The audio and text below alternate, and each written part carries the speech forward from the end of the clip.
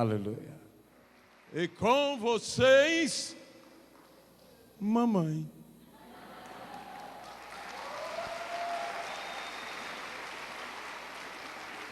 Ladies and gentlemen. Quando ele fala mamãe, ele fala fino.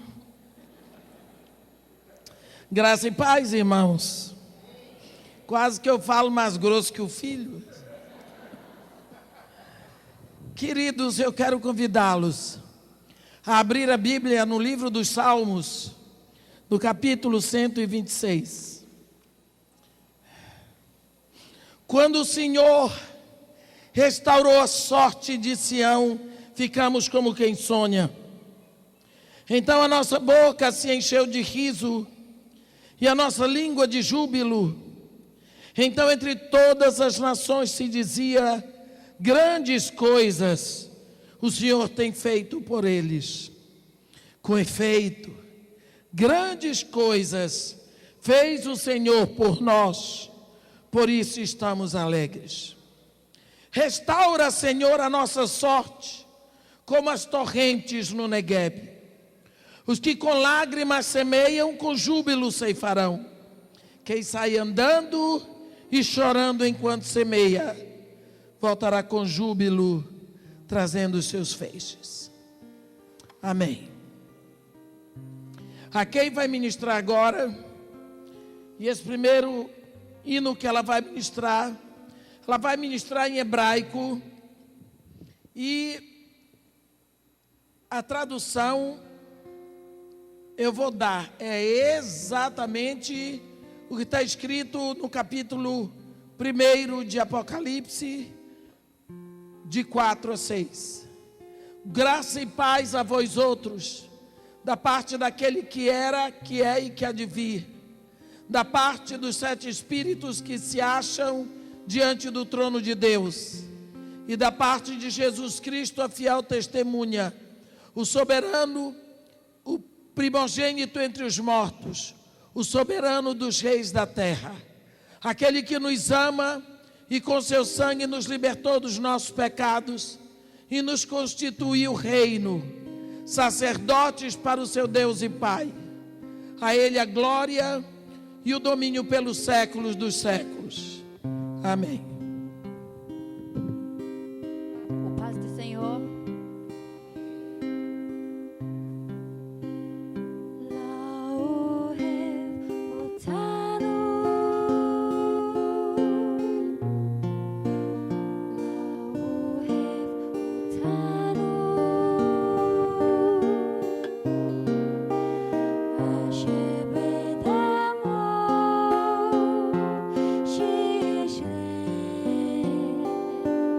Otanu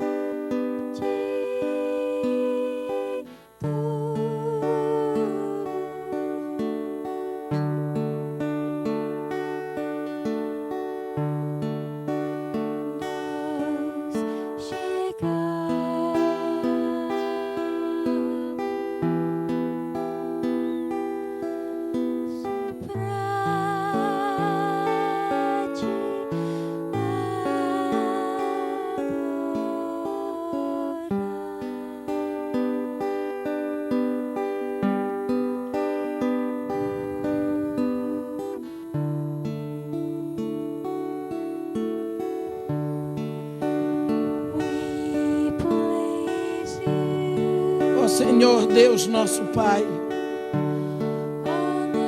desde toda a eternidade, o Senhor é Deus. O Senhor criou os céus e a terra, todos os universos visíveis e invisíveis, tudo que está infinitamente acima do que podemos imaginar. O Senhor é o alto, o Senhor é o sublime, a eternidade cabe na palma da sua mão. O Senhor está entronizado nas maiores alturas dos sétimos céus, entre querubins e serafins. Apesar de tão excelso, o Senhor está aqui agora. E o Senhor nos chamou numa filiação através de Jesus Cristo. A eternidade toda é pouca, Senhor, para expressarmos a nossa gratidão pelo Teu amor, pelo Teu zelo, pela Tua graça, pelo Teu cuidado. Ó Pai querido, em nome de Jesus, que o Teu nome seja louvado e glorificado em tudo o que acontecer aqui essa noite. E que a Tua mão se abra sobre nós. E que o Senhor nos tome todos nos Seus braços eternos.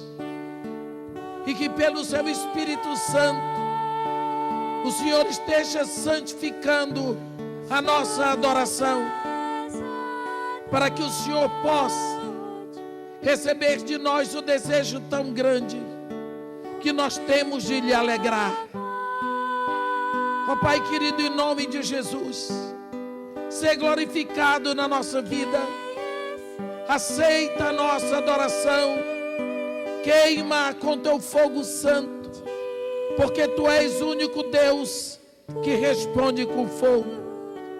E que assim, ó Pai, tudo o que acontecer aqui seja para a honra e glória do Teu nome, para o crescimento e o fortalecimento da Tua igreja aqui na terra. Isso é o que nós pedimos e Te agradecemos em nome de Jesus Cristo, nosso Senhor. Amém.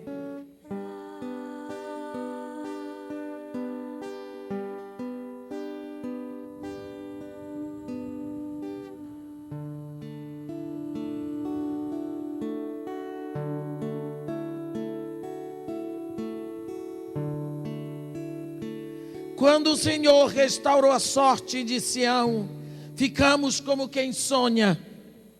Então a nossa boca se encheu de riso e a nossa língua de júbilo. Então entre as nações se dizia: grandes coisas tem feito o Senhor por eles. De fato, grandes coisas fez o Senhor por nós. Por isso estamos alegres. Restaura, Senhor, a nossa sorte como as torrentes no Negueb. Os que com lágrimas semeiam, com júbilo ceifarão. Os que saem andando e chorando enquanto semeiam, voltarão com júbilo, trazendo os seus feixes. Esse é um dos salmos que nós chamamos cânticos de romagem, ou salmos de degraus. Existem várias versões para o título desses 15 salmos. É salmo do Salmo 120 até... São 15 salmos que ali começam. Uns dizem que esses 15 salmos eram cantados, cada um num dos degraus que subia do átrio até o templo. Outros dizem que não, que eles foram cantados no retorno do cativeiro para Sião. E é bem possível, porque tem o cântico do Salmo que diz: eleva os meus olhos para os montes, De onde me virá o socorro? O socorro não vem dos montes, vem do Senhor, que fez os céus e a terra. E assim por diante. Mas aqui, ele diz, quando o Senhor restaurou a sorte de Sião, ficamos como quem sonha. Quando você lê este salmo, é impossível não lembrar do Salmo 137. Quando eles são levados cativos de Sião para a Babilônia. Vocês lembram daquele salmo? Lembram do Salmo 137? Quando eles são levados cativos para a Babilônia. Às margens dos rios da Babilônia, nós nos assentávamos e chorávamos, lembrando-nos de Sião, Sião. E nas palmeiras e nos salgueiros que lá existiam, pendurávamos as nossas harpas, porque aqueles que nos levavam cativos nos pediam canções, e os nossos opressores, cantai-nos algum dos cânticos de Sião. Mas como havíamos de cantar o canto do Senhor em terra estranha, ó Jerusalém, se eu de ti me esquecer, que se apegue a minha língua ao paladar, que se resseque a minha mão direita, se eu não me lembrar de ti como a maior alegria. Filhas de Babilônia, que há de ser destruída, feliz aquele que te der o pago, feliz aquele que tomar os teus filhos e esmagá-los contra a pedra. Esse foi o espírito com que esse povo saiu de Sião,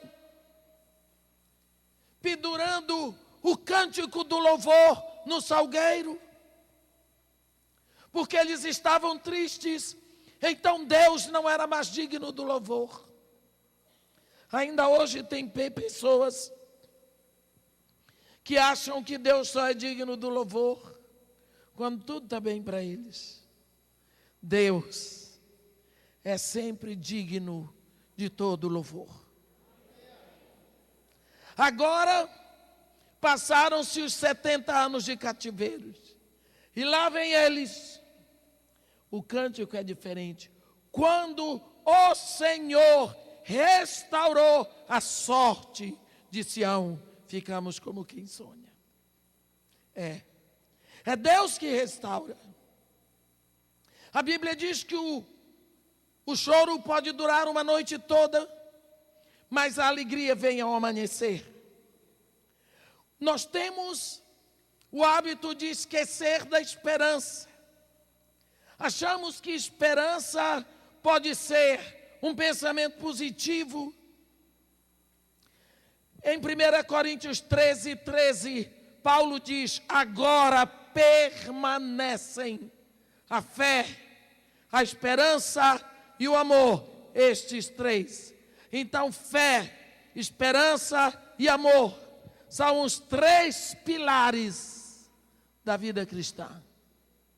Nós não podemos esquecer que a esperança e a fé estão no mesmo patamar. O autor de Hebreus diz que fé é esperança. E Paulo diz que esperança que se vê não é esperança, porque se vemos, como é que ainda aguardamos? Quantas vezes desprezamos o papel da esperança? Desprezamos. E o autor de Hebreus diz que a esperança é a âncora da nossa alma. A âncora serve para não deixar que o navio se perca nas ondas. Âncora. Agora, o salmista diz, quando o Senhor restaurou a sorte de Sião. É tão bom darmos louvor a Deus pelas conquistas, porque achamos que conquistamos um grande diploma, conquistamos um ingresso à universidade, conquistamos sucesso num concurso, conquistamos. É Deus que conquista para nós. É Deus que abriu o balão de oxigênio para nós no momento que nascemos. Portanto, foi o Senhor que restaurou a sorte de Sião. Por isso ficaram como quem sonha. A nossa boca se encheu de riso e a nossa língua de júbilo. E aí, Deus que fez o trabalho, mas eles que apareciam entre todas as nações se diziam: grandes coisas fez o Senhor por eles.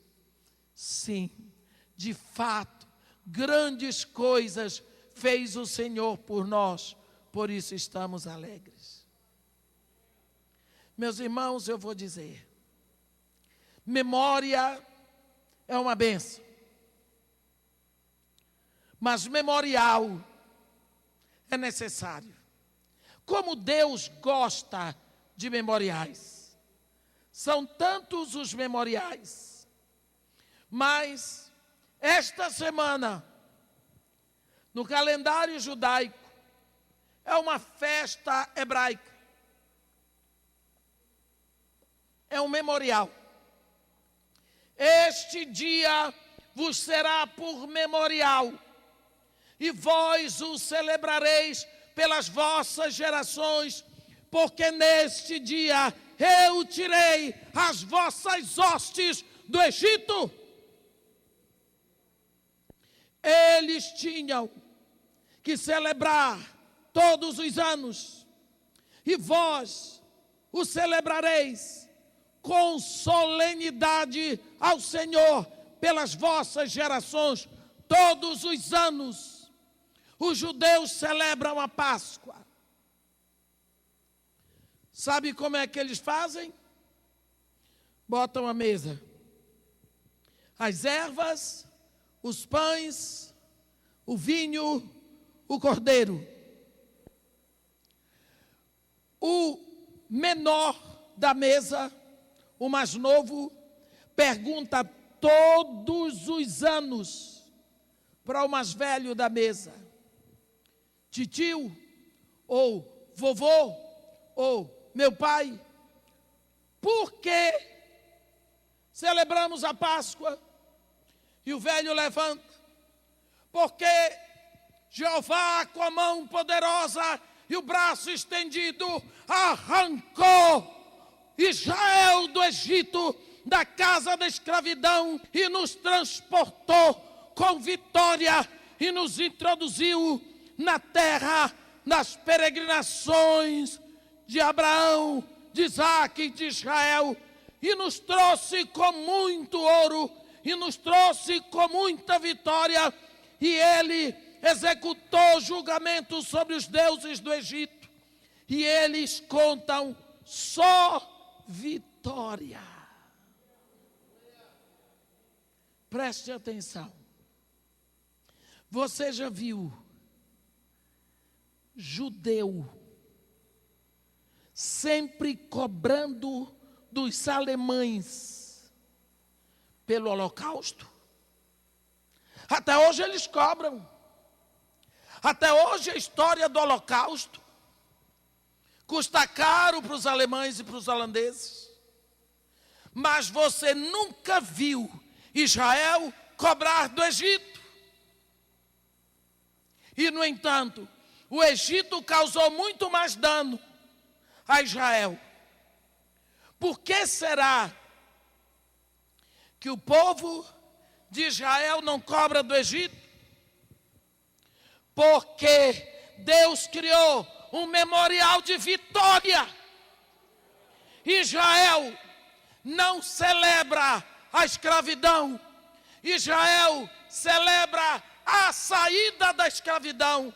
A Páscoa é a celebração da saída do Egito, da saída da casa da escravidão. Eles aprenderam a celebrar vitória contra a dor, vitória contra a humilhação, vitória, vitória. A Páscoa é celebração de vitória. Este dia vos será por memorial. Eles só lembram da saída do Egito. Não é tremendo? O que Deus trabalha na nossa memória. Deus está interessado na sua memória. Quantos memoriais Deus criou? Você pode entrar em todos eles estudando. Um dia, Jesus olhou para Pedro e disse: Pedro, Simão, Simão, Satanás te reclamou para te peneirar, como quem peneira trigo. Eu, porém, roguei ao Pai para que a tua fé não desfaleça. Quando tu te converteres, fortalece os teus irmãos. Pedro olhou para Jesus assim: Senhor, eu estou pronto para ir contigo para a prisão, até para a morte, se for preciso. Cabra macho. Não sabia o que estava fazendo. Jesus disse para ele: Simão, Simão, antes que o galo cante, tu vais me negar 3 vezes. A isso aí Pedro nem respondeu, porque era impossível. A Bíblia é um livro tremendo. A Bíblia diz que quando Jesus foi preso, Pedro já o seguia de longe. Já não estava tão seguro. O machão estava amarelando. E quando chegou lá, era uma madrugada fria. Pedro friorento. Os escarnecedores de Jesus armaram uma fogueira. E Pedro entrou no meio deles para se aquecer. Vem uma mulher lá de dentro, empregada do sumo sacerdote, e diz: Ei, isto é Galileu, é um deles. Olha, Pedro, a Bíblia diz que Pedro praguejava e jurava: não conheço tal homem. Você sabe o que é o judeu praguejando?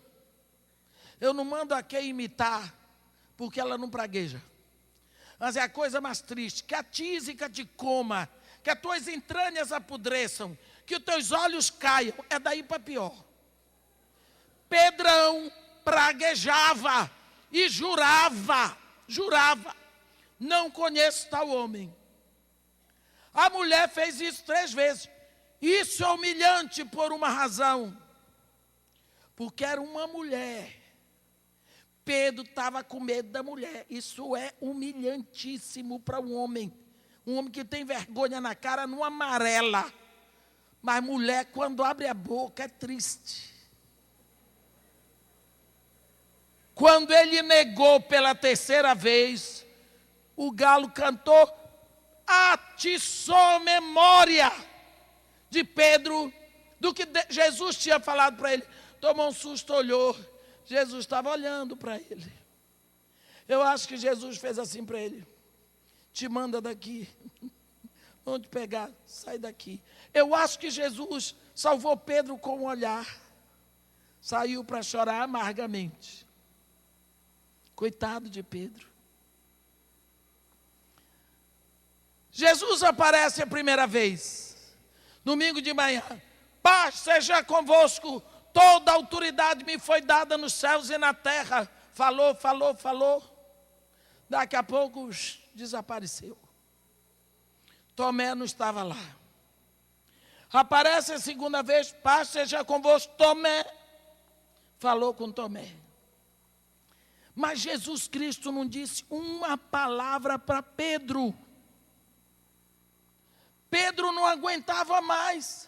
Ele viu o que eu fiz, por que será que ele não fala comigo? Será que ele não vai mais falar comigo? Eu não sei se você é assim. Eu tenho horror que a pessoa pare de falar comigo. É preferível que ela me dê uns tapas. Eu fui casada há 24 anos, meu marido morreu. Mas quando ele queria que eu me aborrecesse muito, ele ficava de mal. Uau! Era a pior coisa. Eu batia nele, eu dava murro por trás, eu gritava,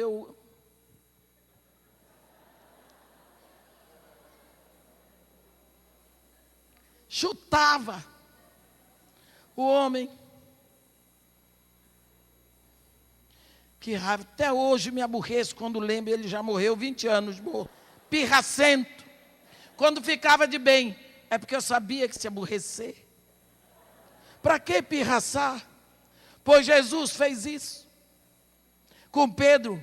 Jesus não falou com Pedro, porque ele sabia que Pedro estava doidinho para ouvir uma bronca, uma briga, mas ouvir. Porque olha, no amor tem muito calor. No ódio tem muita força, mas nem diferença, misericórdia. O próprio Jesus disse que a água morna só serve para vômito. Aí quando Jesus apareceu a segunda vez, não deu um ai direto para Pedro. Jesus desapareceu, Pedrão disse, olha, Pedro teve uma recaída ministerial. Eu não sirvo para isso aqui não, eu vou embora. Eu vou pescar. Quer dizer, isso aqui não serve para mim. Eu já estraguei tudo. Joguei fora o ministério. A Bíblia diz que 7 ao todo com ele foram pescar. Passaram a noite dando banho na rede. Não pescaram nada. Lá no amanhecer do dia, Jesus aparece na praia. Vem como a brilhante estrela da manhã. Faz uma fogueira, olhe com quem você anda, olha para Jesus Cristo, botou uma fogueira, pegou um peixinho, botou lá, olhou para aqueles homens e disse, ei filhos, tendes aí alguma coisa para comer? Nada, não pescamos nada. João disse para Pedro, é o mestre. Jesus disse para eles, joga a rede do outro lado. Pedro ficou tão confuso. Ele estava nu, a Bíblia que diz, não sou eu que estou inventando. Em vez dele cair na água, para depois se embrulhar quando saísse, ele se embrulhou e caiu dentro da água. Quando saiu, estava que nem um pinto molhado. E ele olhou para Jesus, ele era louco por Jesus. Aí ele foi. E Jesus por lá pela praia, e os discípulos puxando a rede, aquela confusão de muito peixe. E Jesus está de butuca em Pedro, mas estava fazendo de conta que não estava nem aí. E Pedro, friorento do jeito que era, quando viu a fogueirinha, ficou o mais próximo possível para não chamar a atenção. Quando ele estava lá tiritando de frio, Jesus abriu a boca e falou com Pedro. Simão Barjonas, filho de João, tu me amas? Uau! Botou Pedro de saia justa. Pedro amava Jesus. Mas como é que ele ia dizer que amava se tinha negado? Não conheço tal homem. Como que ele ia levar? Quem ama trai? Trai. Quem ama nega? Nega. Pecador não presta para nada. Só Jesus para dar vida por nós. Pecador é triste. E você casou com um pecador. E uma pecadora, e pariu pecadores, e é filho de pecadores, e está ouvindo uma pecadora, misericórdia.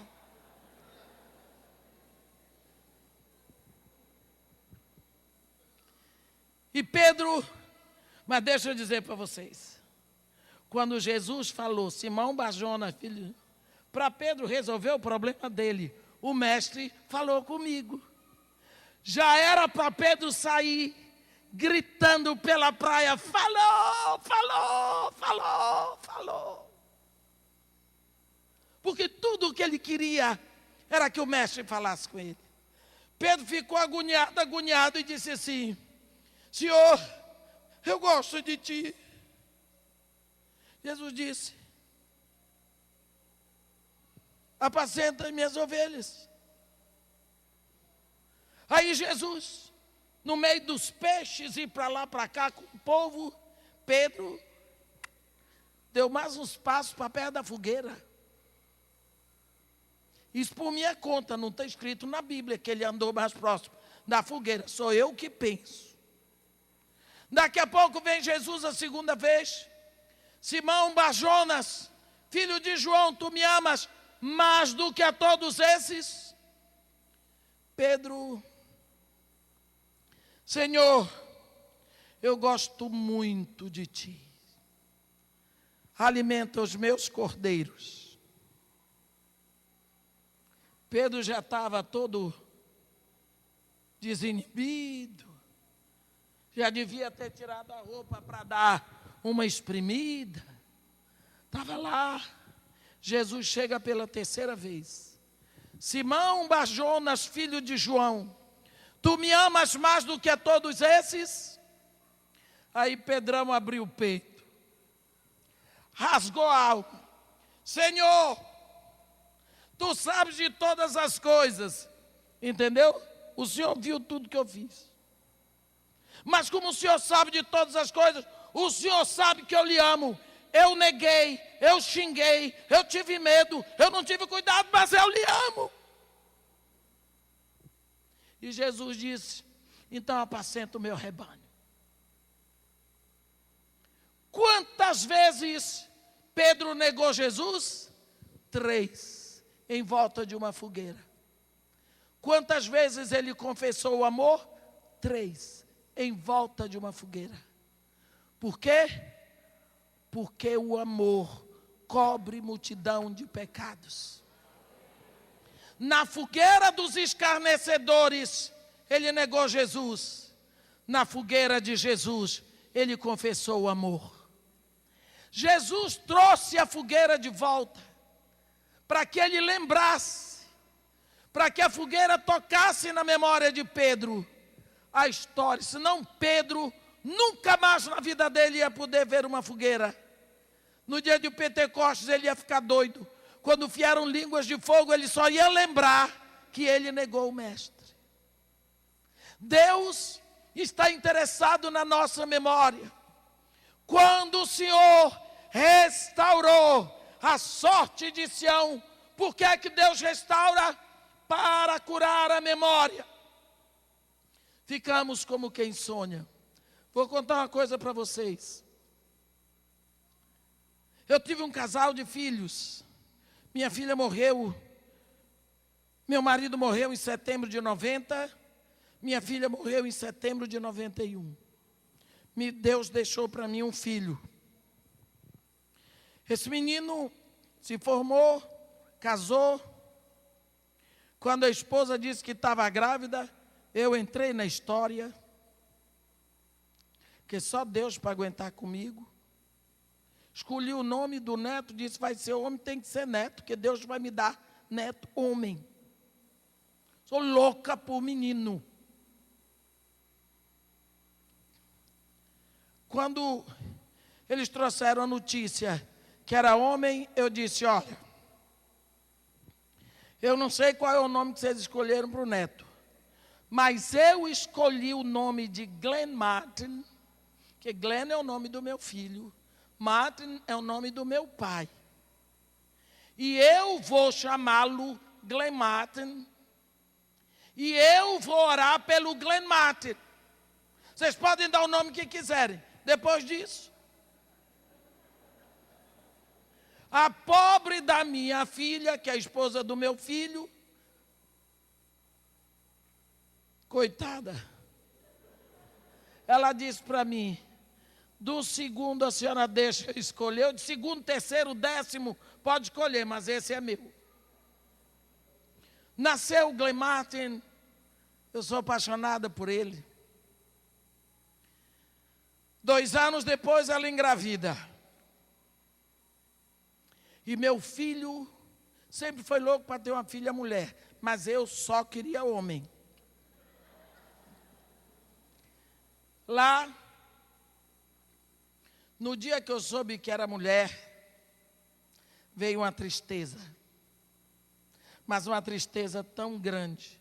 Eu não aceitava, ainda tinha uma esperança que tivesse dado o exame errado. E eu dizia, Senhor, o Senhor pode fazer um milagre. O Senhor pode fazer um milagre lá no ventre. É o Senhor que formou, por que o Senhor fez mulher? O Senhor mesmo desfaz, arruma esse negócio aí para a sua serva. Depois eu notei que eu estava cometendo um pecado. Os dois queriam uma menina, mas eu, a velha do lado de fora, torcendo o contrário. Aí eu pedi perdão a Deus. Eu disse, Senhor, tira do meu coração esse desejo de só homem, só neto homem. Deixa eu amar essa criança. Por que será que eu não quero uma neta menina? Sabe que veio no meu coração? Eu não sei dizer para vocês se foi uma voz, como foi. Você acha que menina morre, não é? E você não quer que eles sofram. Aí eu entendi que eu não queria neta mulher, porque eu achava que filha mulher morre, porque a minha morreu. Pedi a Deus que me perdoasse, que limpasse a minha memória, que curasse a minha memória, e comecei a amar a minha neta. Coisa mais linda. A pobrezinha parece comigo.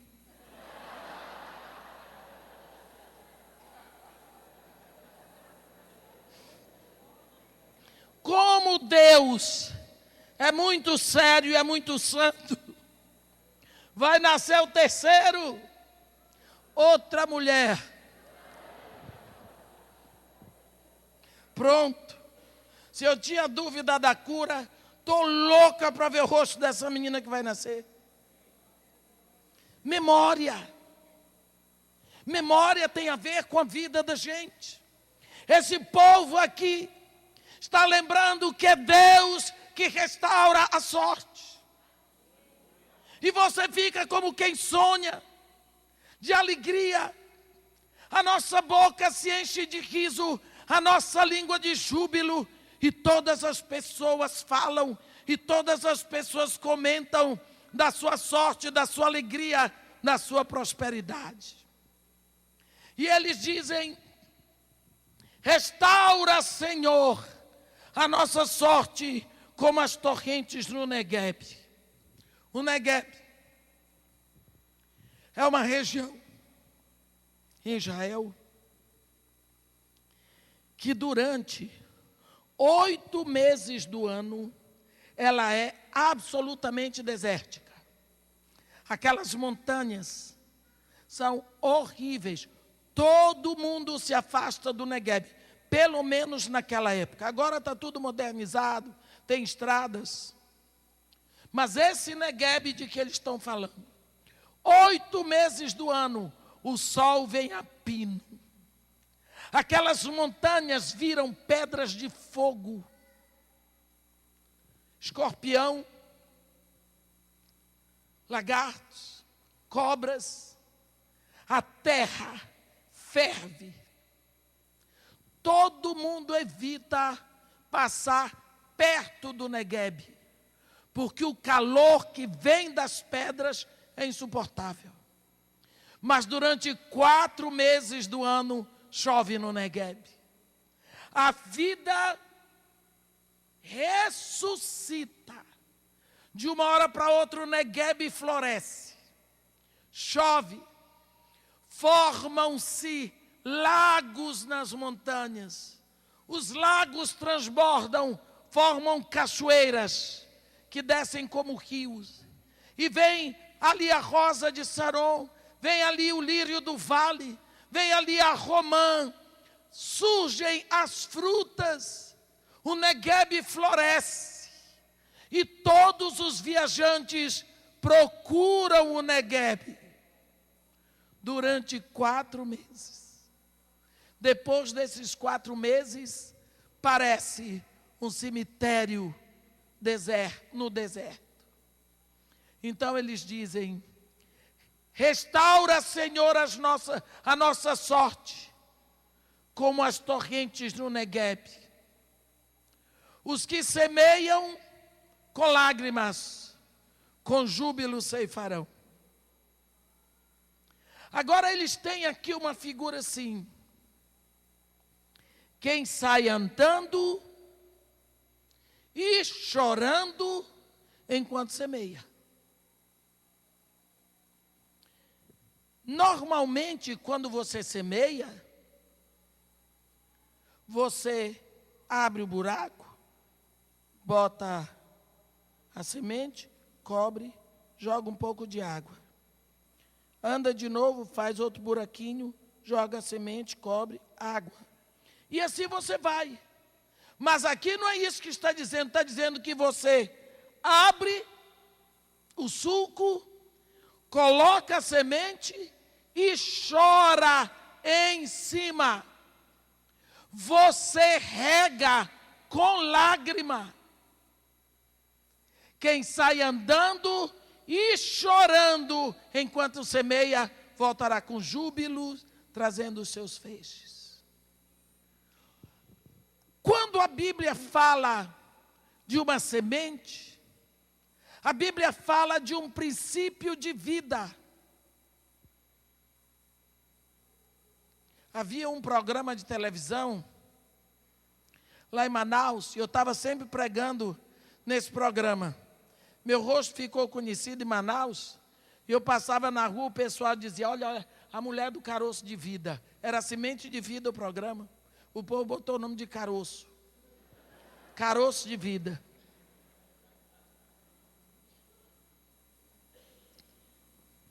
A semente tem um potencial de vida muito grande. Por isso você precisa prestar atenção qual a semente que você está semeando. Por causa do potencial de vida que tem nela. Jesus Cristo diz que 1/4 da palavra que você diz vai prosperar. E ele diz que a semente é a palavra. Quantas palavras nós dizemos durante o dia? 1/4 delas cai em boa terra e vai produzir a 30, a 60 e a 100 por uma. Cuidado com a semente que você está semeando, principalmente quando você está chorando, porque a semente regada com lágrima vai prosperar. E normalmente, a semente que nós semeamos quando choramos não é uma semente benfazeja. Porque você está chorando de tristeza, de desgosto, de dor. E a tendência que você tem é de lançar uma semente que vai gerar mais dor do que você está sentindo. Oh, meu Deus, esse meu filho só me dá trabalho. Ele não quer estudar, só me faz vergonha. Agora virou devedor. Agora, daqui a pouco ele vai preso. Meu Deus, o que é que eu faço com essa minha filha, que só me faz vergonha, cada dia fica pior? E vai chorando, e vai plantando, e vai chorando em cima, e vai regando com lágrima. Que plantação você está fazendo? Uma semente regada com lágrima prospera e muito. Palavra de Deus. Você vê um campo todo plantado. Pelo fato de você não ver nenhuma árvore, não significa que a semente não está lá, esperando a estação certa para brotar. Aqui, a palavra de Deus diz: quem sai andando e chorando enquanto semeia, voltará com júbilo, trazendo os seus feixes. Meus irmãos, Jesus Cristo diz: se o grão de trigo cair na terra e não morrer, ficará só. Mas se morrer, produzirá muitos frutos. E ele diz: eu sou o grão de trigo que caiu do céu. Uma vez eu estava fazendo um seminário sobre as leis do reino de Deus. E no domingo eu deixei para fazer exatamente a lei da semeadura e da colheita. E esse lugar era João Dourado, uma cidade da região de Irecê, no interior da Bahia, no sertão. E quando nós íamos a João Dourado é a cidade mais interessante que você pode imaginar, porque a cidade todinha é presbiteriana. Eu não estou dizendo que é crente, eu estou dizendo que é presbiteriano. Os presbiterianos não gostam quando eu digo isso, mas eles sabem o quanto eu os amo. Porque de vez em quando o pastor tem que estar disciplinando até o prefeito que traz trio elétrico. O fato é que a cidade, ela vem exatamente por causa do Coronel Dourado, que foi convertido, e ele começou a procurar pastor, batizar pessoas, fundar a igreja. A família Dourado é a família que vem desse tronco, e é uma cidade realmente evangelizada. Mas acontece que tem muita criança, e como é no sertão, é uma cidade muito poeirenta, e as crianças de lá são loucas pela Kay. Pensa o que é isso? Loucas pela Kay. A Kay tem um fã-clube. E quando a Kay chega lá, vocês estão pensando, 3 vezes essa população aqui é só de criança na igreja. Então, o culto não pode ser na igreja. Põe um caminhão assim, o púlpito fica em cima do caminhão. Bota tudo em cima do caminhão, cada um traz sua cadeira. As crianças ficam assim, quase debaixo da roda do caminhão. E 2 horas antes eles estão lá sol a pino, para quem ensaiar com eles o que vai cantar. São crianças da cidade todinha. Vem menino descalço. Num desses dias a Kay já tinha cantado com eles. E eu estava pregando sobre a lei da semeadura e da colheita. Então, eu disse o seguinte: meus irmãos, as leis do reino são para ser compreendidas por todos os homens. Se for analfabeto, ele vai compreender. Se for cego, ele vai compreender. Se for mudo, surdo, ele vai compreender. Criança, velho, de qualquer jeito, porque a lei do reino é para todos. Eu vou dar um exemplo para vocês. Meu filho tinha um menino de mais ou menos 5 anos assim.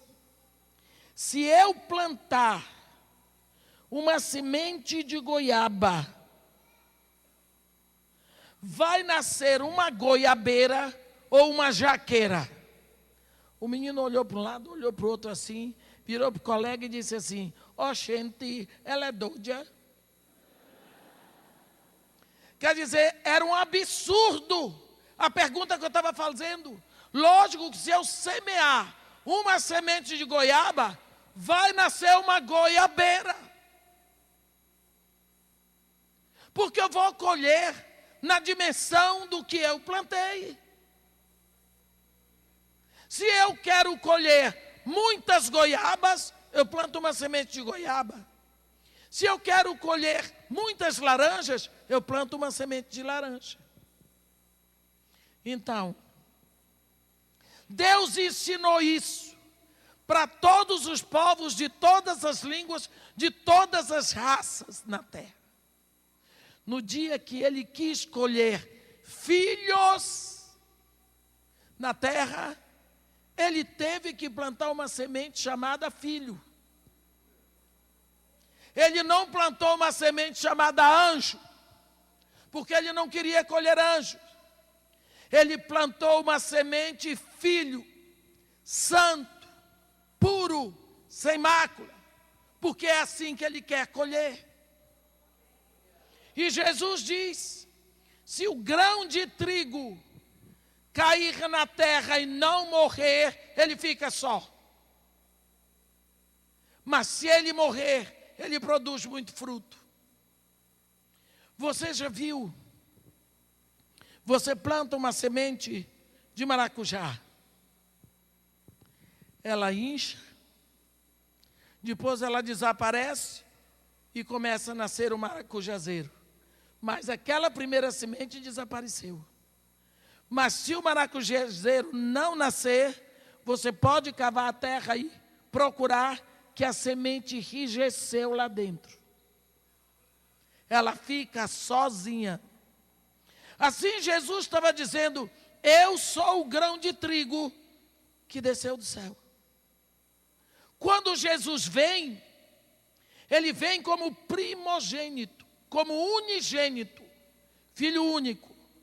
Mas quando ele volta para Deus, ele vai como primogênito. Ele é o primeiro de muitos.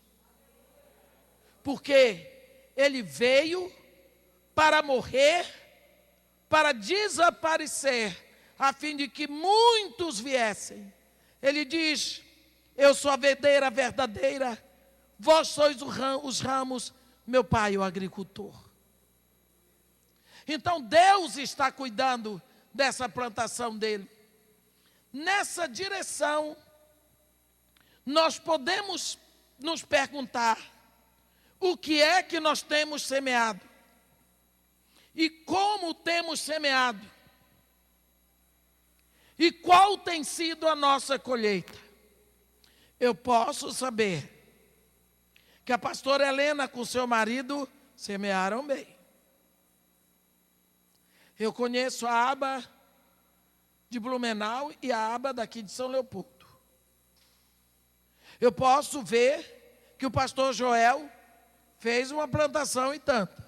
Dá para ver.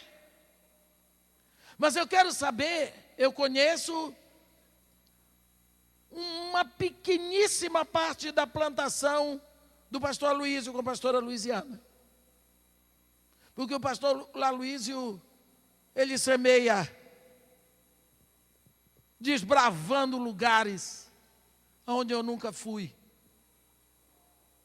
Mas eu conheço um pouco da minha plantação, da minha semeadura. Mas, meu irmão, Deus está esperando pela sua semeadura. Deus está esperando pela sua semeadura. Você vai colher aquilo que você plantou, mas não apenas o que você plantou, multiplicadíssimas vezes o que você plantou. Aquilo que o homem semear, isso também ceifará. Isso, de uma hora para outra, pode ter um sentido bastante duro, mas é real. Outro dia eu estava conversando com a Kay. A Kay fez uma semeadura. Ela entregou o emprego certo que ela tinha na Inglaterra, no primeiro mundo, que ela é enfermeira especializada em bebê prematuro. Entregou o bangalô dela e Deus ainda disse para ela: dá tudo. Ela deu desde o micro-ondas até a cama, geladeira, fogão, tudo. Deu. Pediu demissão. Veio embora para trabalhar com uma viúva dura, com crianças na favela.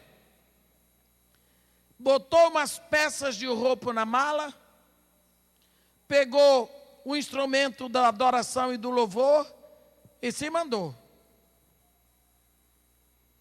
O dinheiro que trouxe, quando chegou, entregou na minha mão.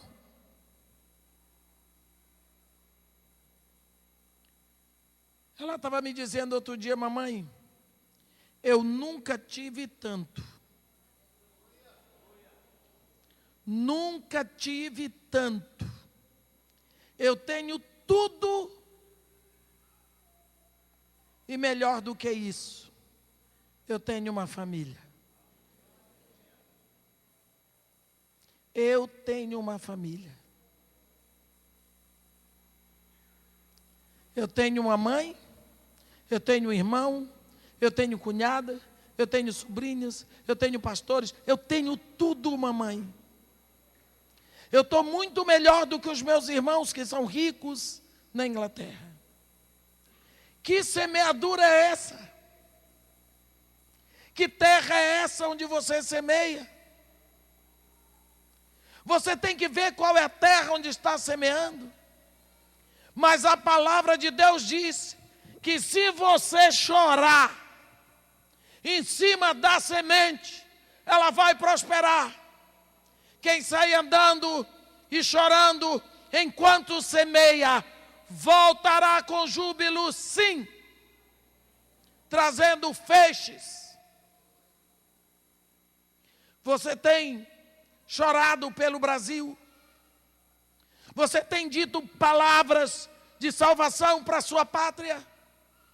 Você tem orado pela essa pobre mulher que é a presidente dessa nossa nação? Você sabia que esta mulher precisa conhecer a Jesus? Você sabia que ela não conhece nem tem a alegria da salvação? E Deus a tem acumulado de bênçãos, mas ela não pode enxergar. Eu não sei se alguém já falou para ela, mas uma coisa é certa: se nós orarmos, se nós chorarmos, se nós profetizarmos chorando salvação para a presidente Dilma, ela será convertida. E nós teremos uma presidente serva de Deus. E então teremos uma nação que serve ao nosso Deus, ao Deus único e verdadeiro. Nós queremos pronto. Queremos tudo pronto. Vamos eleger um presidente crente. Isso não nos custou nada. Não nos custou nada. Que tal se nós começarmos a dizer palavras boas, chorando em cima dessa palavra na vida da Dilma? Que tal? Hoje eu fui 2 horas antes para o aeroporto, porque o aeroporto de Brasília não é apenas entrada e saída da cidade, ele é entrada e saída da nação, para poder profetizar em cima do Brasil, para poder profetizar para a vida dos nossos líderes políticos. Mas você perdeu a esperança, meu irmão? Eu não perdi. Eu não vou deixar um país pior para os meus netos. Não vou, não. Eu vou orar. Sabe por quê? Porque Deus restaura a sorte. E eu vou ficar como quem sonha. E as outras nações vão dizer: grandes coisas tem feito o Senhor por eles. E Deus vai restaurar a nossa sorte como as torrentes do Neguebe. Porque eu saí chorando enquanto semeava. É preciso que toda semeadura, ela depende da vida que tem na semente, do solo onde é plantado, mas depende muito mais daquele que semeia. Nós, quando falamos de semeadura, pensamos muito em dinheiro, mas a Bíblia diz que a palavra é semente. Que palavras você tem semeado na igreja? Que palavras você tem semeado sobre os seus filhos? Que palavras você tem semeado para os seus pastores? Outro dia recebi uma mulher. Irmã,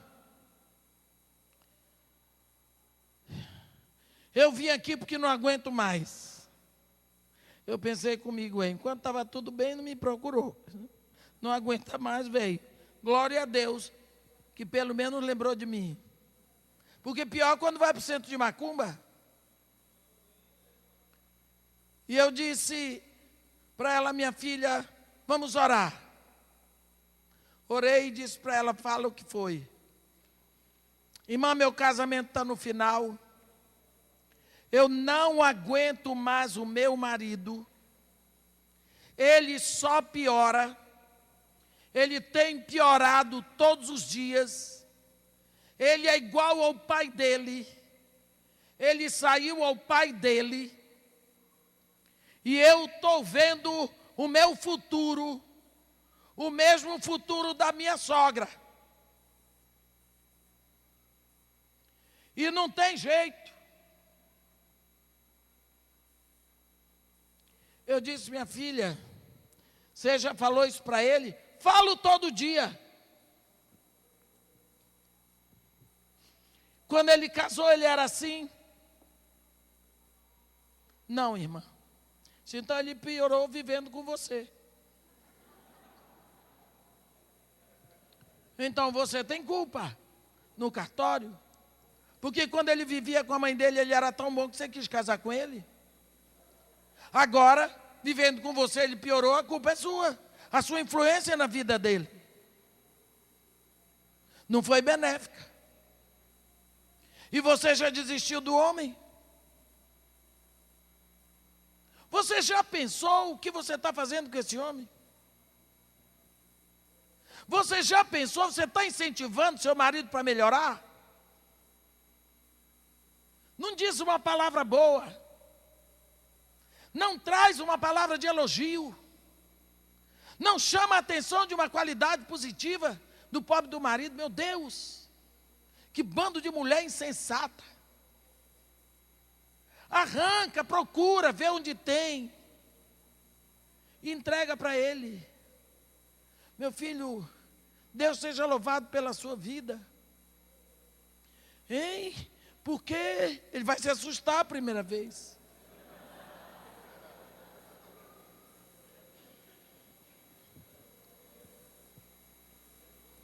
Olha,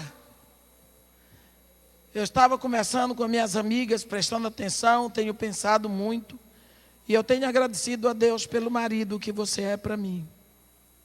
Você é um marido amigo. Você tem dado conta de trabalhar para suprir essa casa. Você é um homem limpo, toma banho todo dia. Porque tem marido que não toma, hein?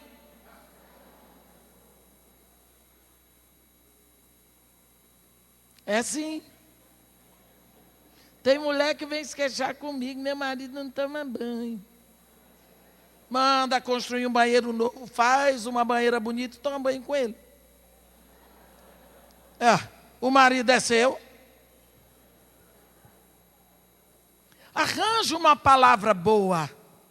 Aprende a semear sementes de vida na vida da pessoa que está atrelado com você. Começa a semear semente de vida nos seus filhos. Aprende a semear semente de vida nos seus netos. Hoje o pastor botou a igreja para semear, para profetizar, para dizer coisas boas. Abraça, semeia, diga, abençoe. E você vai ver que no primeiro mês não muda. Porque uma semente, no primeiro mês, ela não produz fruto. No segundo mês não muda. Mas você não vai deixar de regar. Todos os dias. Você vai em cima daquela palavra que você disse. Água em cima, oração, pede a Deus, pede ao Espírito, rega. Depois de um ano, a plantinha está vivinha. Vai regando. Vai regando. Aí vem a primeira flor. E depois uma porção de frutos. Cada fruto cheio de sementes. Com o mesmo poder de vida daquela primeira semente. A semente é a palavra.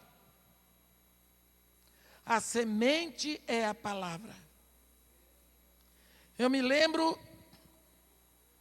de uma senhora que botou a menina lá no nosso projeto social. E o primeiro dia de aula, nós recebemos crianças que vêm da creche. Eles não sabem o que é o projeto. E eu estava lá com as crianças, abraça uma, pega a outra, sacode a outra, e eu fico... Aí uma menina estava assim, ela tinha vindo da creche. E ela estava olhando, e eu sabia que ela estava prestando atenção. Ela disse assim para mim: todo mundo aqui é seu filho? Eu disse, mais ou menos. Porque eu sou a mais velha de todos. E sua mãe entrega, as mães entregam as crianças aqui para a gente tomar conta, eu sou responsável. Você tem filhos? Eu disse, eu tenho, eu já tive 2, mas agora só tenho 1, porque minha outra filha morreu. Você tem marido? Eu disse, não, eu já tive. Olhe bem, você tem filho, você tem marido? Eu disse, eu já tive, meu marido morreu. Eu sou viúva, você tem que explicar tudo. Sou viúva, mas eu já tive marido. Eu fui casada há 24 anos. Como é que você chama o seu filho? Meu querido, meu amor, meu bem, filhote. Como é que você chamava o seu marido? Meu bem, meu querido, meu príncipe. Eu dei aquela exagerada.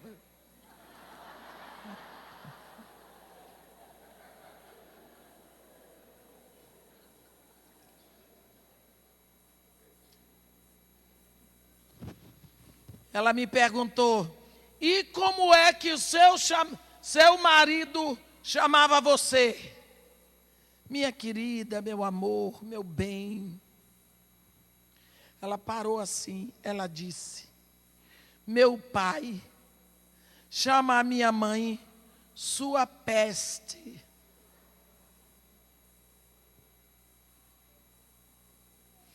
Pensa o que esta menina estava observando. As palavras que eram plantadas. A comunicação que era lançada. Como ela não esqueceu o modo que o pai dela chamava a mãe dela? Sua peste. Isso marcou a vida daquela garota. E ela quis fazer uma comparação. Como é que aqui todo mundo é meu querido, meu amor, minha filha, passa a mão, abraça, beija, e lá na minha casa não é? Meus irmãos, quando esse povo aqui diz, faz esse clamor a Deus: restaura, Senhor, a nossa sorte como as torrentes no Negueb. Significa, tira essa dor, esse vexame, essa secura ou sequidão, tira esse estio e traz as flores, e traz a chuva, e traz as cachoeiras, e traz os frutos. Restaura a nossa sorte, muda a nossa sorte. Porque aqueles que com lágrimas semeiam, com júbilo ceifarão. Ele repete, porque quem sai andando e chorando enquanto semeia, voltará com júbilo, carregando os seus feixes. Deixa eu contar uma coisa para vocês. Quando eu entrei no Morro Dona Marta em 1990, o Morro Dona Marta era a favela mais violenta do Rio. E era a maior concentração de centro de macumba que tinha na Zona Sul. 1990. Era uma época em que as facções brigavam entre si e a polícia deixava que eles se matassem. Porque a polícia vai entrar no meio de duas facções, deixa que um dá cabo do outro, depois a polícia entra. Eu entrei lá com uma promessa de Deus: estarei ao teu lado como um poderoso guerreiro, por isso tropeçarão todos aqueles que vierem contra ti. Entrei. Para todo mundo eu era louca, inclusive para o meu pastor e para a minha família. E eu dou graças a Deus que eles me viram como louca, porque eu sou mesmo. 20 anos atrás. 12 anos depois, acabou o primeiro centro de macumba. Acabou o último centro de macumba. A primeira convertida no morro foi uma macumbeira, que passou a se vestir igual a mim, pregar igual a mim. Me copiava em tudo. Em 2004, o Morro Dona Marta foi retirado da lista das favelas violentas. Em 2008, o governador inaugurou o plano inclinado e proclamou o Morro Dona Marta como modelo para todas as favelas do Rio de Janeiro. Instalou a primeira UPP do Rio, no Dona Marta. Sem uma gota de sangue, sem uma prisão, sem um tiro. Chegaram lá, subiram, instalaram a UPP. Não tinha mais bandido, nada, nem baile funk. A Globo ficou perplexa, o que é isso? Foram fazer uma pesquisa. A população do Dona Marta tem 83% de evangélicos.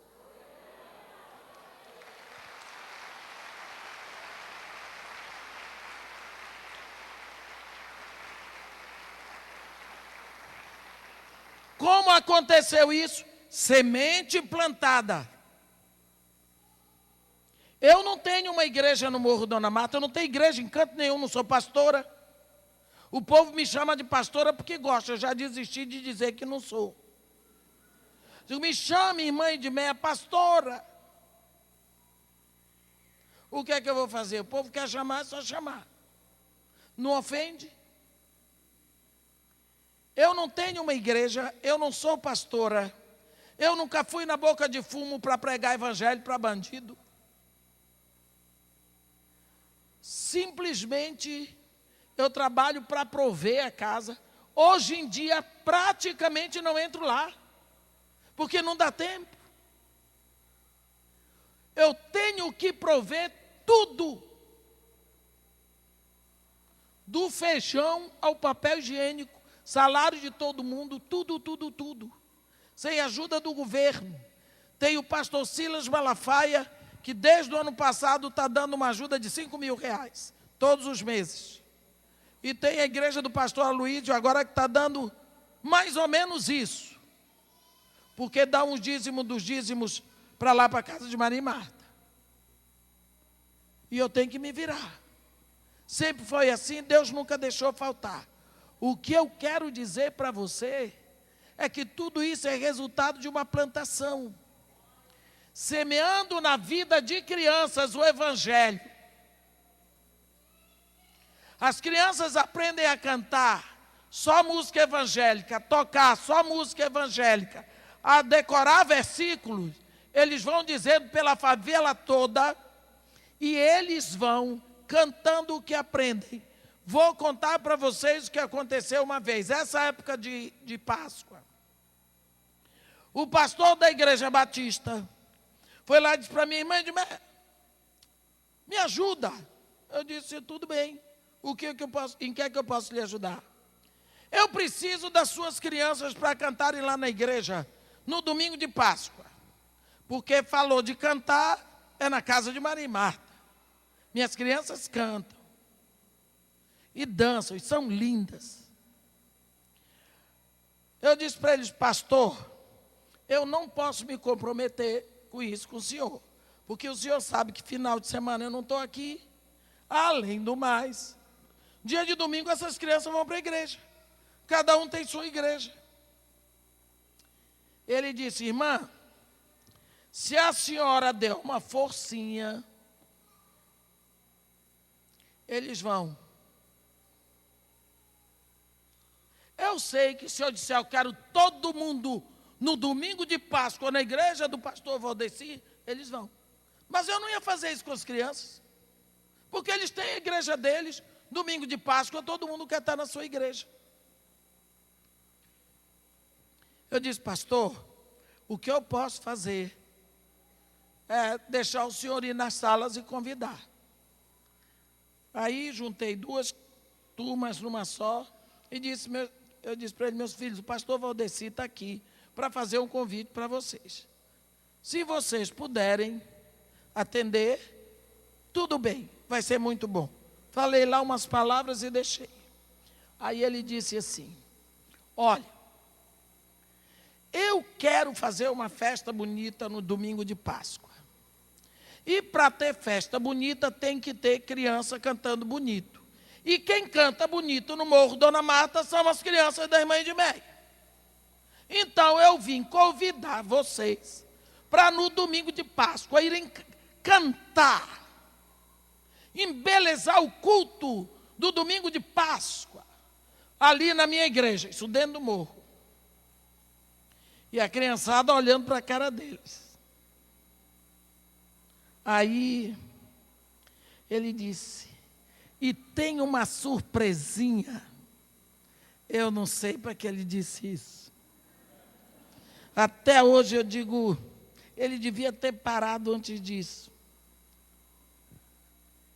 O coelhinho já passou lá e já deixou o vinho para todo mundo que for. Um menino assim chamado Israel se espichou na cadeira e disse, que isso, pastor? Olha o pastor com a idolatria do ovo do coelho.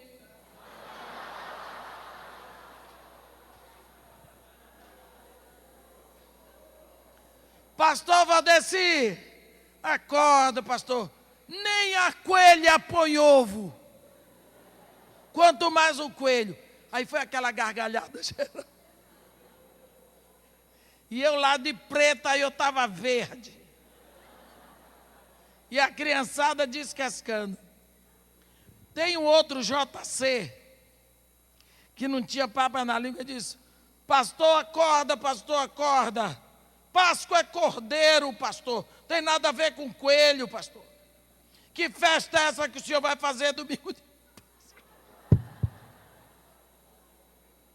Gente, o pastor, coitado, passou um aperto, ninguém foi. O que eu quero dizer para vocês é o seguinte, que a semente que você semeia, ela produz. Aquilo foi semente que eu semeei na vida das crianças. Eu recebi um telefonema em casa. A menina de lá, dona Edmeia, pelo amor de Deus, a senhora vem aqui agora. O que é, Patrícia? Pelo amor de Deus, venha. Eu disse, pronto, houve invasão na casa de Marimarta. Nem peguei o carro, tomei um táxi. Cheguei lá, o que é? É que o chefe, é daquele tempo que tinha chefe do bando. Ele mandou aqui saber quantas crianças tem, porque ele quer mandar ovo de Páscoa para todas as crianças. E o que é que eu faço?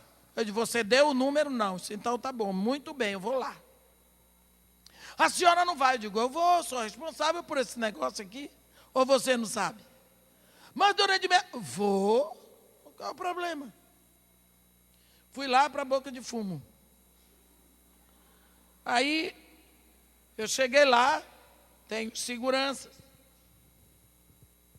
E eu disse, oi meu filho, o fulano está aí dentro? O que é que a senhora quer com ele? Eu disse, é só com ele.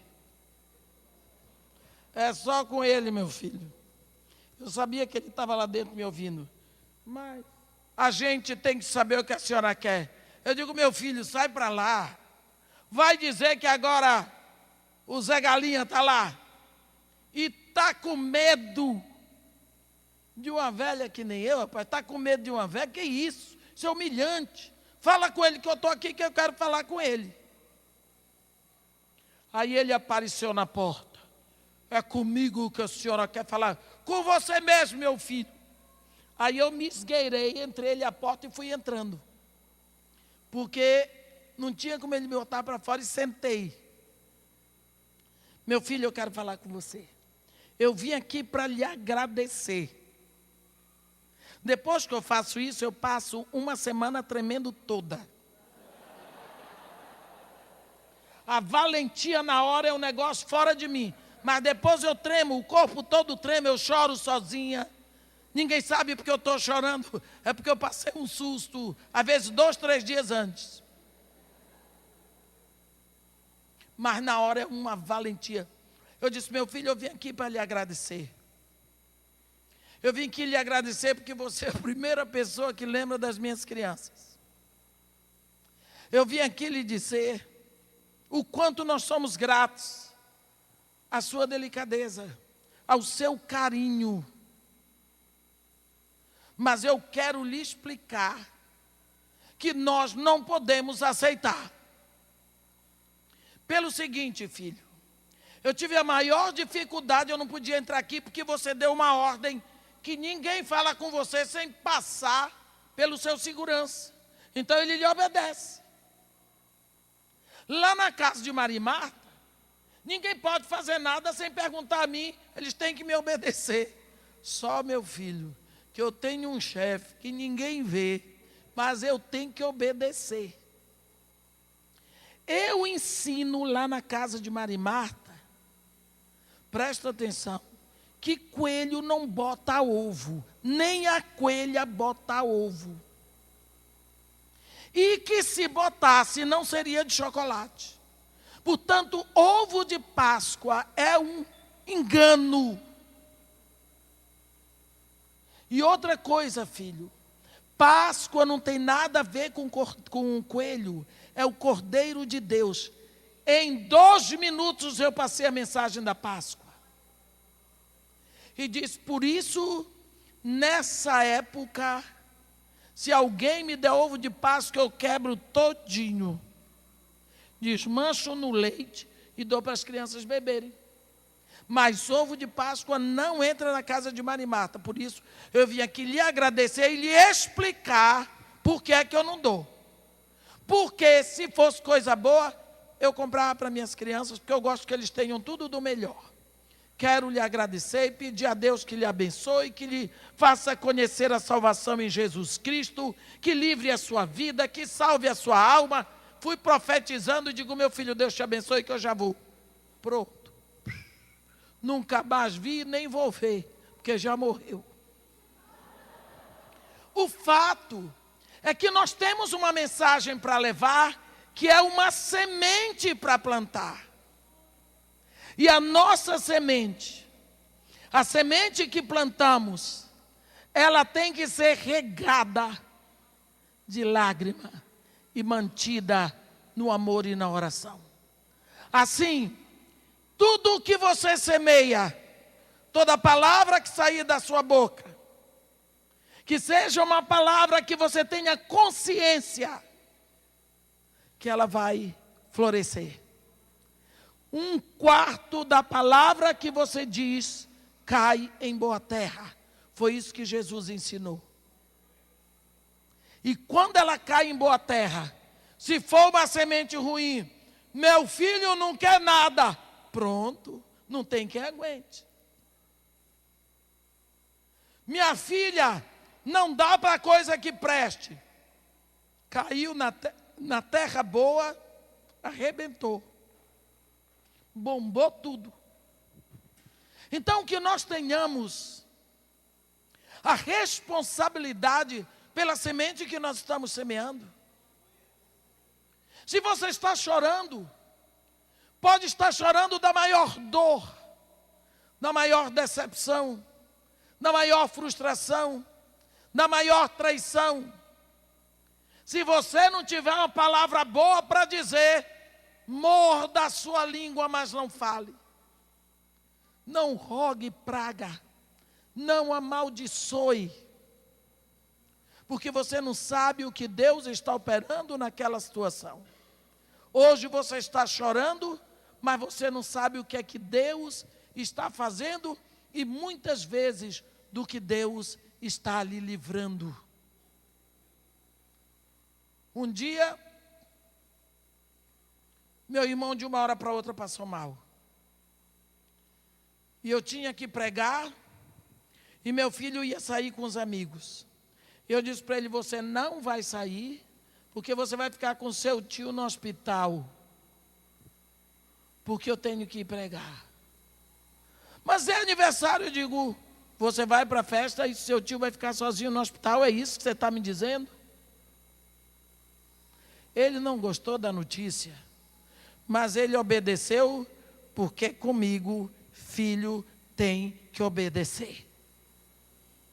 Porque eu ensinei meu filho de pequeno, porque se meu filho não aprender a obedecer, vai ser pior para ele, porque a desobediência é caminho de maldição. E se eu não ensinar meu filho a obedecer desde pequeno, a maldição vai estar na vida dele, porque eu abri o caminho. Então meu filho está fazendo hoje 40 anos.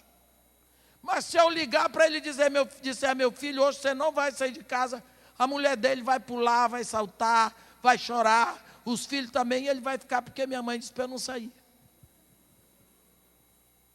Ele sabe que eu amo e que eu quero o melhor para ele. Ele foi ficar com o tio dele. Ele não foi satisfeito, mas foi. Quando eu estou voltando da pregação, eu disse para ele, meu filho, eu estou indo para o hospital, você pode ir para casa. Não, mamãe, pode ir dormir, que eu vou passar a noite com o titio aqui no hospital. A senhora vai para casa dormir, eu já estou aqui mesmo, eu estou muito obrigada. 11 horas da noite, ele liga para mim, mamãe, o que é, meu filho? Dá para a senhora vir aqui para o hospital ficar com o titio? Eu disse, meu filho, o que está acontecendo com o seu tio? Ele disse, não, eu estou sendo chamado no hospital, que houve acidente com os meus amigos. E eles estão precisando de eu ir lá para ajudar no hospital. Cadeira de rodas, um morreu, e seguramente ele teria sido o morto. Porque, na hora, ele não pensou nisso. Ele podia ter desobedecido e ia pagar com a vida. Sabe quando uma coisa vem como impedimento para você, que você diz, Deus esqueceu de mim, não é possível, eu só dou azar. Pare e diga assim, Senhor, eu estou tão triste com isso, mas eu creio que Tu estás na direção da minha vida. E Tu só permites na minha vida aquilo que Tu podes usar para o meu futuro. Portanto, eu Te glorifico nessa situação, embora eu esteja triste. Louvado seja o Teu nome, porque Tu não fizeste a minha vontade, mas a Tua que está nos céus. Você vai colher frutos magníficos. Amém? Quem sai andando e chorando enquanto semeia, voltará com júbilos, carregando o seu feixe. Amém? Que Deus nos abençoe e nos guarde, que faça resplandecer o seu rosto sobre nós e tenha misericórdia de todos nós. Amém.